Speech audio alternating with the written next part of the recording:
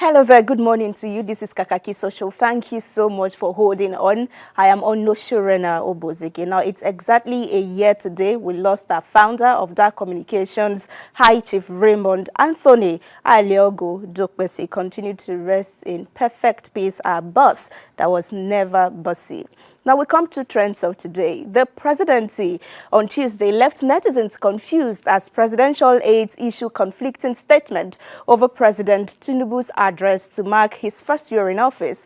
Could it be a battle of supremacy, first to break the news, but then VIO told us in what he called a State House release that Tinubu would be at the joint session of the National Assembly and he would dwell on the achievement of his administration and Nigeria's democracy since the military ceded power in 1999. Well, later in the day, his colleague Ajuri Ngelale trashed that information, saying that VIO lied. He called what Onanuga told us false and unauthorized. Well, he added that the president would only be inaugurating strategic projects across the country, another case of us against us, or us versus us. How did he smith netizens? Let's see at this point. This user says, one day, Bayago mistakenly announced Tinubu resignation. Be there, these guys can never shock me. Lie. I mean, this was quite strong for me. And then this user says, delivering State of the Nation address in a joint sitting with the National Assembly tells that the president needs people around him to help with the boldness with hailings while he tells Nigerians his one-year achievement, which certainly won't be reflective of the streets. But this is definitely not happening now. King Dave says there is no coherence in this government. One person will say one thing and the next minute another person will come and counter it. I thought electioneering was over, but there is still so much propaganda. This lot's just making the presidency look confused and unserious. I mean, that summarizes the thoughts of many on this development yesterday. I feed on PDAPCTS says, Bayo Onanuga is the gatesman where they are holding meetings. All he drops here are beats from his eavesdropping. Take him serious at your own peril. Well, let's leave it at that and see what the presidency and the president would be doing as regards their 1 year in office, how they would be doing it.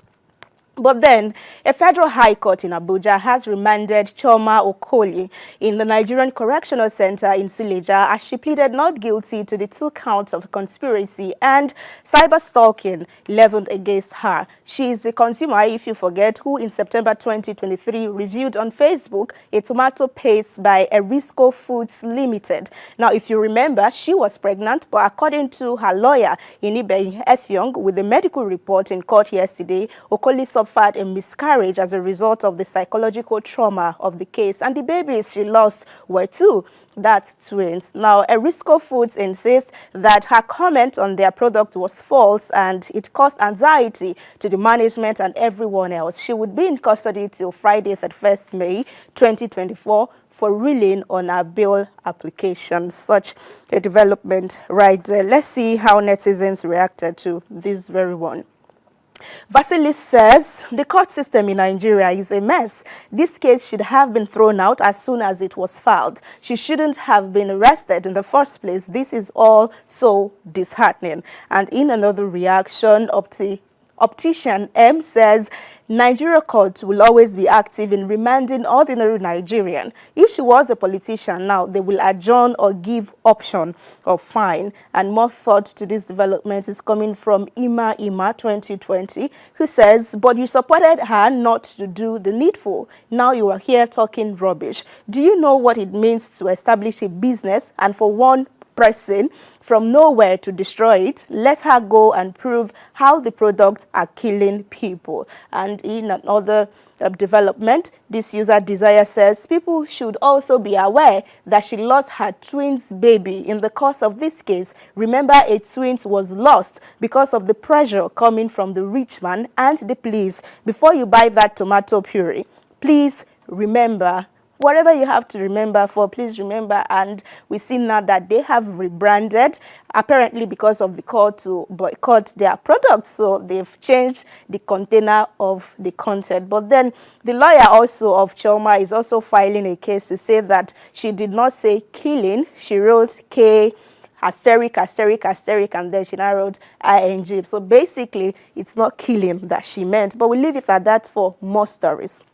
So this is a viral video of some men of the Nigeria Customs Service and Vehicle Inspection Officers that made it to trends on Tuesday. It was a free-for-all fight for them at the popular AYA roundabout close to us here in AIT, here in Abuja on Tuesday. Well, the cause is still unknown, but clearly from what we see, the fight was at the office of the VIO.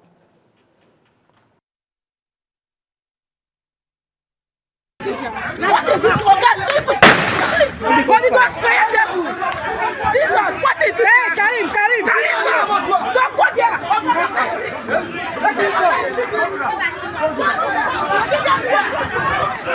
Twice.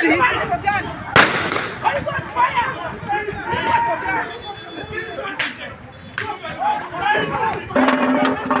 Now custom. Can they do it in the office? I'll collect all of them. Arrest him. Can they do it in the office? Come here.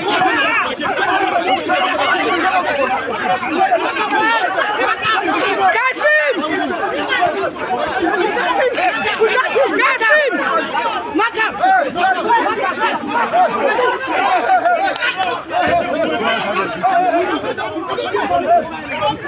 Can they do that? Can they do what you did in your office? Can they do it in your office?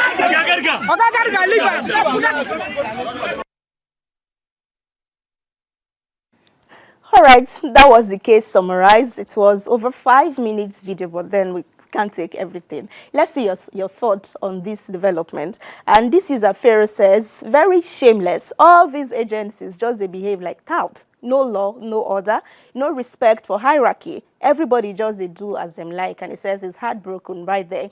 And in another reaction, Saddam says, they obviously compensated some Agberus by enrolling them into custom and other federal government agencies. Now the results are out now. And then more thoughts on this one is coming from Ali, who says, Mr. President, it's high time we address the constant friction between security agencies. Sir, do not be deceived. It's a sign of an underlying security issue that is gradually sprouting and needs pruning. Sir, the ball is now carefully in your court. I like how he put it, like Mr. Tinubu is seeing it. Apparently, we needed to amplify this. And then the customs has responded to this, and they said that the services has distanced themselves from whatever happened, and then they are going to investigate what really transpired, and the behavior, they condemned it, and it was self-motivated, not a representation of their belief, and they were not there to fight for them. So let's take our final story from the day, which of course another episode of the Game of Thrones happening in Kano.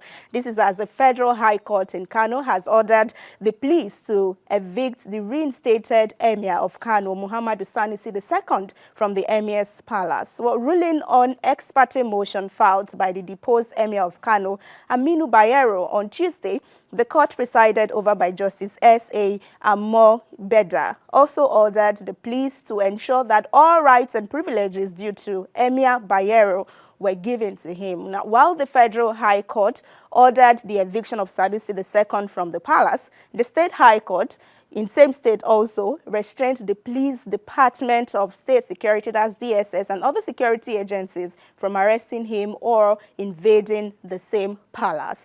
Again, that's the development there. So we see what happens today in development to that. Pro-Obedience says, Kano, Nigeria, the Emir saga. Lamido Sanusi was deposed a few years ago. He gently moved away. Ado Bayero was deposed. He is resisting to go away.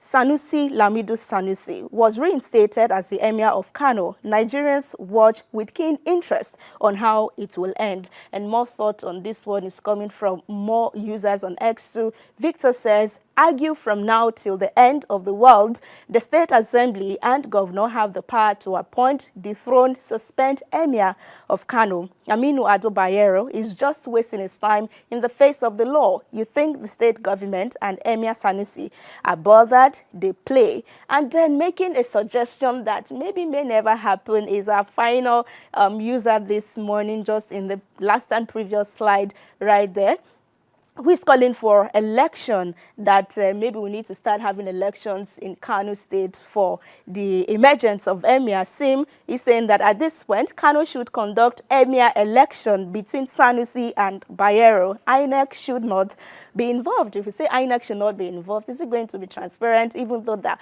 we have also argued that even when INEC is involved, there is no transparency of any sort. Well, that's how and why we'll leave it today. I'll see you again.